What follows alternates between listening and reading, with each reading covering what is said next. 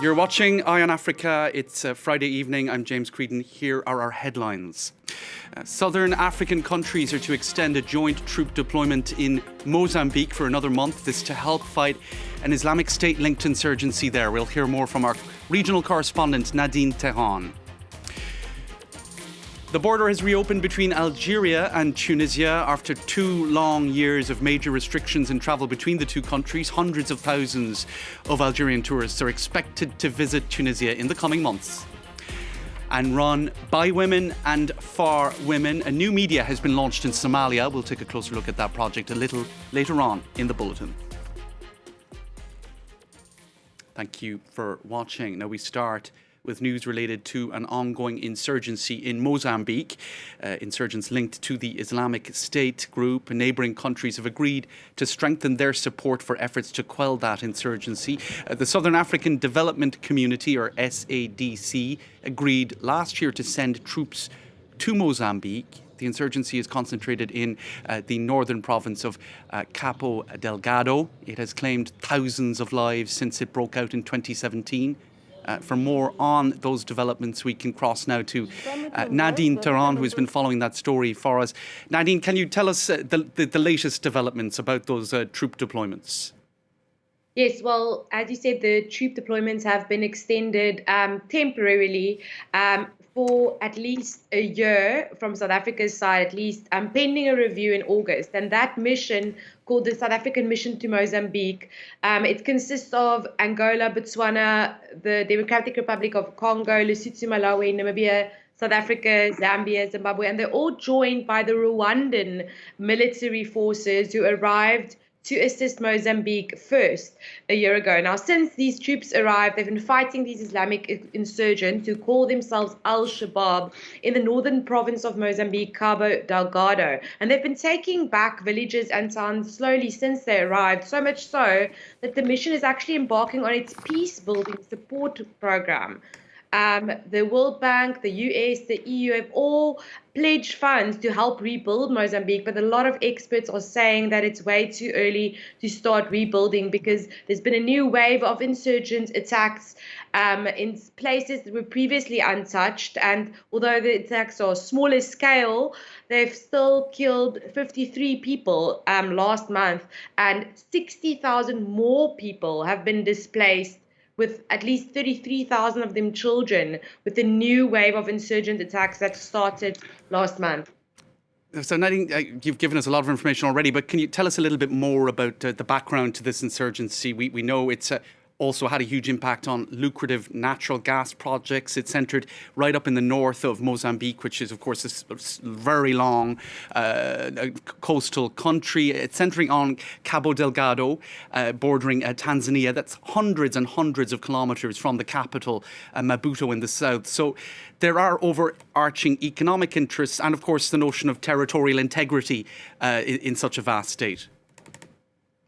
Well, yes. I mean, the movement started from the north of Mozambique, from Tanzania's side, where the insurgents are suspected to be coming from, and they started infiltrating the north of Mozambique, Cabo Delgado, about 5 years ago. And since then, a total of 800,000 people fled that province, and at least 4,000 have been killed, and it's put a lot of big economic projects on hold. And it's perhaps not a coincidence that the insurgents arrived shortly after approval for big gas projects were made. And one of those projects is French energy giant Total Energy's natural gas project. It's worth around 20 billion euros, and it's been called the biggest private investment in Africa. It's been put on hold now for the past year, and the CEO of Total has just said that it's going to be postponed for at least another year. Some other companies have also have withdrawn. Some placed their workers back and have again withdrawn. But the biggest of which is that natural gas project of Total's. All right, Nadine, thank you for that update. Much more to say, of course, on such a complex issue, but we'll have to leave it there for tonight. Thanks for that. Now to Kenya next, where it's 1 month to go before the country votes in a presidential election. Recent polls show two leading figures, the Deputy President William Ruto and opposition leader Raila Odinga. Now both candidates are out on the campaign trail. Let's take a look at this report. Recent polls predict it's going to be a neck-to-neck finish. Trying his luck for the sixth time, Raila Odinga, who recently received backing from President Kenyatta, has a reputation for fighting authoritarianism and corruption. In the last elections in 2017, he withdrew from the race at the last minute over doubts regarding the electoral body's ability to conduct fair elections. For the first time in Kenyan history, he chose a female running mate, Martha Karua, also known for a strong anti-corruption stance in politics. Together they pledged to tackle unemployment and make institutions more transparent. There are four main enemies that Kenya is fighting against: bad health, illiteracy, poverty, and corruption. I give you my word that I will fight to defeat these enemies. He's opposing the current Deputy President William Ruto, who coined the term hustler nation and represents the rag to riches of Kenyan society.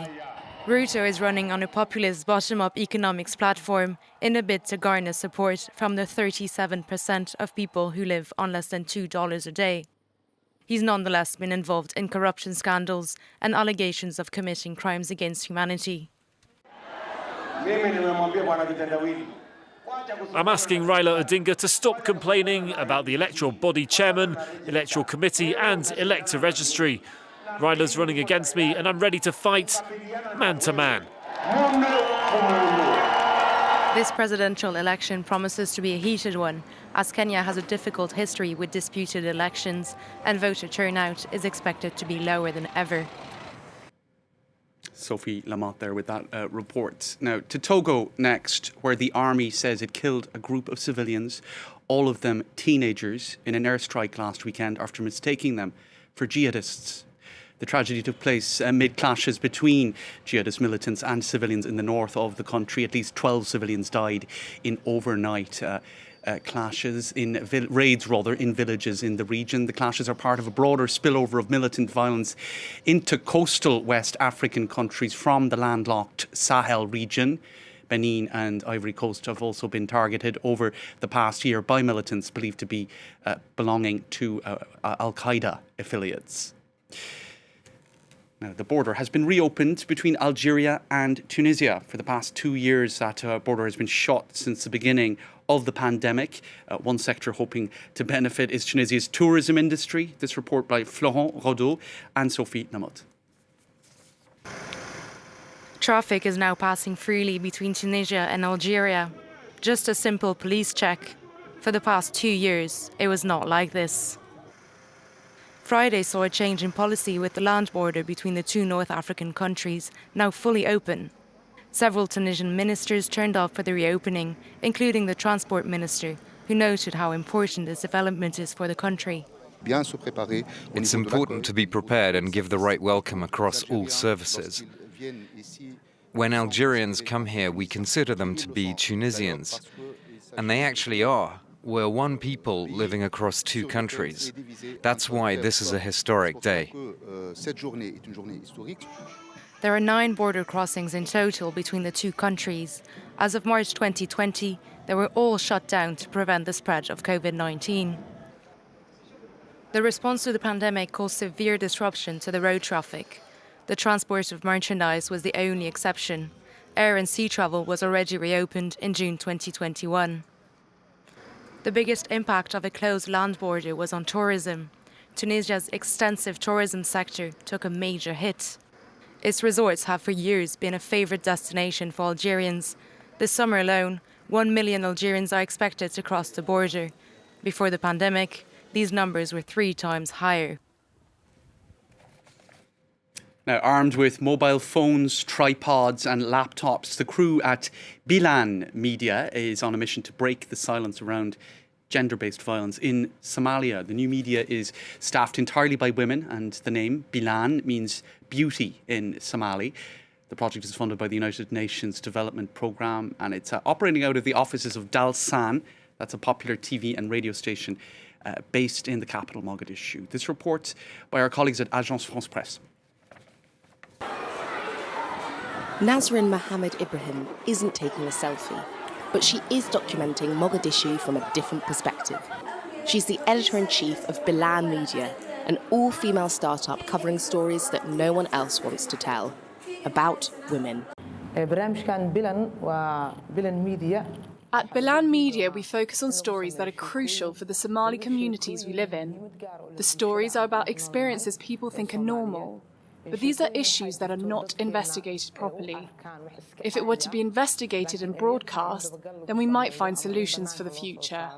The organisation is funded by the United Nations Development Programme.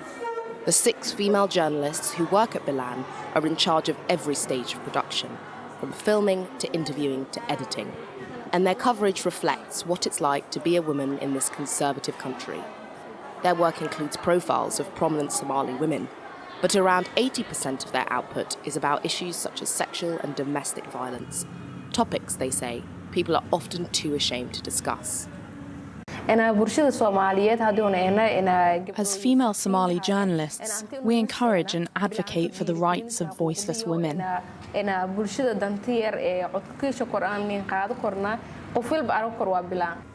The country has yet to pass its first sexual offences bill. It's been in the works for almost a decade. Perpetrators are rarely prosecuted and victims can face a backlash, so it can be hard to get women to speak up. It's a great start-up for society, especially for women. It tries to cover the needs of women because it gives voice to the voiceless and focuses on the stories of vulnerable women. I think that's really important right now.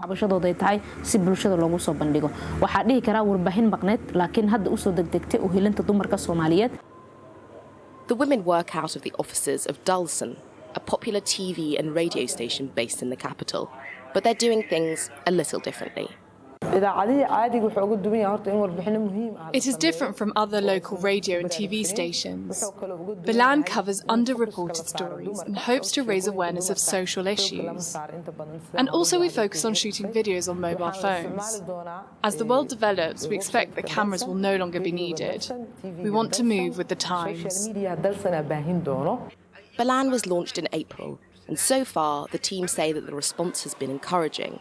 In a man's world, these women are shooting for change.